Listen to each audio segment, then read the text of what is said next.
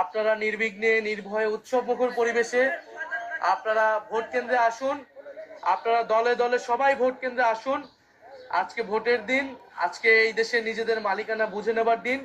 16 বছর সুষ্ঠু নির্বাচনের সুযোগ ছিল না, আমাদের আজকে সুযোগ এসেছে এই ভোটাধিকার প্রয়োগের মাধ্যমে গণতন্ত্রকে প্রতিষ্ঠা করার, গণভোটে হ্যাঁ প্রদানের মাধ্যমে সংস্কার প্রক্রিয়াকে বাস্তবায়ন করার এবং 11 দলের পক্ষে অবস্থান নিয়ে বাংলাদেশকে এগিয়ে নিয়ে যাওয়ার। আপনি নির্বিঘ্নে ভোট দিয়েছেন, তবে দেশব্যাপী গতকালকে অভিযোগ ছিল বিএনপির বিরুদ্ধে।